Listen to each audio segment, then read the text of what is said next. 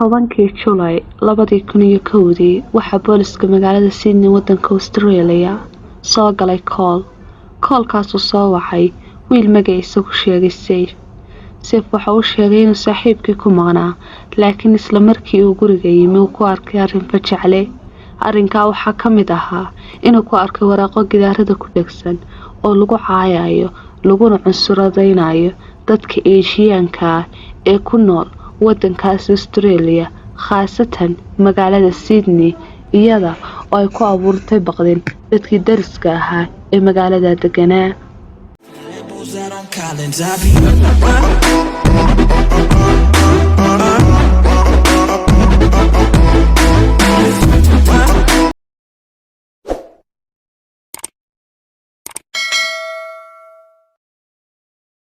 isku soo noqod wanaagsan. Assalaamu calaykum waraxmatullaahi tacaala wabarakaatu.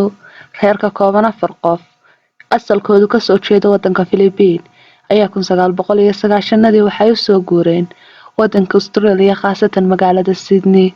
isla markiiba odayga reerku waxa uu bilaabay in uu furto xafiis dhinaca sharciyada ah halka hooyaduna ay noqotay xoghayn ama secretary.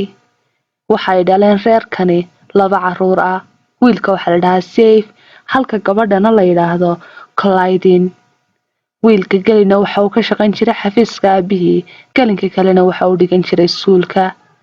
sanadkii ugu dambeeyay iskuulka markii uu joogay wiilkani waxa uu go'aan ku gaadhay inaan wax jaamacada gelin oo uu barto muusiga. yacni markii muusigii uu isagu riyadiisa ahaa ayaa aabihii hooyadii waxay u sheegeen in ay ciqaabi doonaan haddii uu doorto muusiga 2 mid waa inuu doortaa sharciga inuu barto iyo inuu caafimaadka barto. wiilkii isaga oo aan raalli ka ahayn ayaa waxa uu qaatay caafimaadka halkaana reerkoodii ayaa aad u soo dhaweeyay waxayna siiyeen hadiyado qaali ah gaadhina waa u iibsheen. sanadkii ugu horreeyay wiilkii waxa uu noqday wiil dhacay. dabadeedna waalidkii uma uusan sheegin isagoo ka baqaya in la ciqaabo lagalana noqdo hantidan la siiyey. wiilkii waxa uu halkaasii socdayba sanadkii 2 ayaa waxa uu wareegay sharciga isna waa uu dhacay. waalidkii waxa uu soo qoraa waraaqo koobiya iyo natiito bug ah halka ay walaashii Claydin ay ogeyd walaalkeed waxa uu qabanayo iyo inuu dhaco. wiilkii markii intaa iska sii watay ayaa gabadhan Claydin waxay la saaxiibtay wiilka lama soo gudbin wax informationkiisa ku saabsan kaliya waxa la sheegay inay wiil isjeclaayeen waalidkeed markii ogaadeen ay ciqaabeen una diranayay iyadoo wadan kale ku nool. gabadhii waxay sii waday xiriirkii wiilka ay la lahayd xitaa markii laga fogeeyay. walaalkeed ayaa ogaaday dabadeedna waxa uu hanjabay wiilkii walaalkeed isla socdeen waxana uu sheegay haddii uu ka hadhi waayo walaashii inuu u samaysanayo koox burcada ayna dili doonaan. Claydin arrinkaa markii ogaatay inuu walaalkeed ka dambeeyo aad ayay u cadhootay waxayna u sheegtay waalidkeed wax kastoo siray ka haysay walaalkeed ay ka mid yihiin inuu imtixaanka 2 sano dhacay waraaqihii uu soo sawiri jiray inay bug yihiin kaaga darana waxaba uu la socdaa gabadh 4 sano ka weyn uu friend la yahay.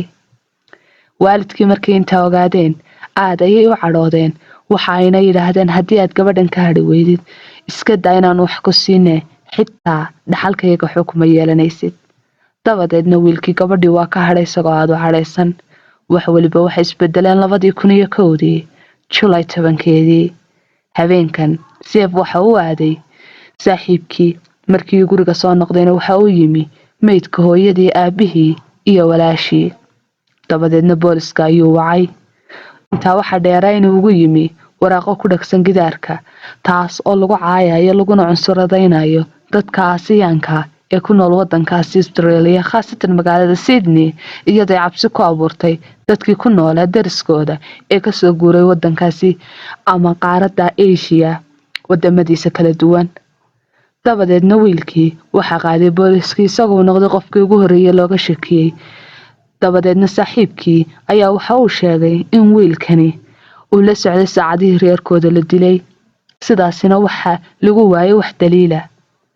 maalintaa ku xigtay waxa uu qabtay shir saxaafadeed isaga oo leh waxa iga dhintay 3 qof oo noloshayda barkeed ahaa.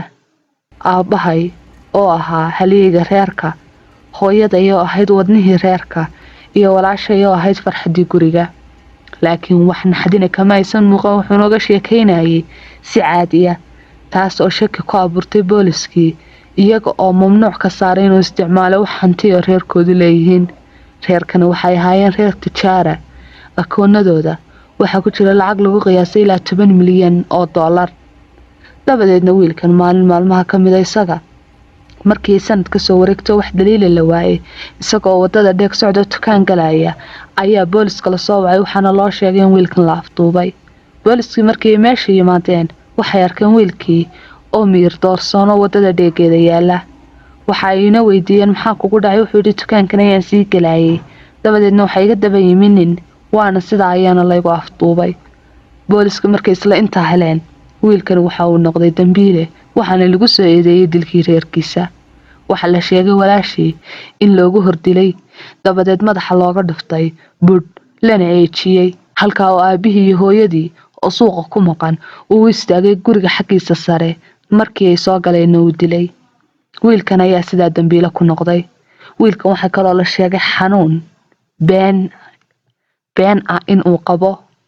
xanuunkan oo ku sababay dadka xitaa inuu sheegi jiray inuu yahay wiil yacni star ah ama xidig caan ah, wiil bilyaneer ah. yacni iskuulkan waxiisan koobiyan jiray jaamacadan iyo waxan marka laga yimaado wiilkan waxa la sheegay inuu xanuunka qabay. sidaa waxaa lagu xukumay 3 jeer oo isku xiga oo kala duwan ayaa waxaa lagu xukumay jail for life, xitaa inaan wax rafcaan qaadan karin. waan rajeynayaa qisada inaad ka heshay. channelka subscribe saar, fiidiyodana like sar. waad mahadsantiin. Assalaamu calaykum waraxmatullaahi tacaala wabarakaatuh.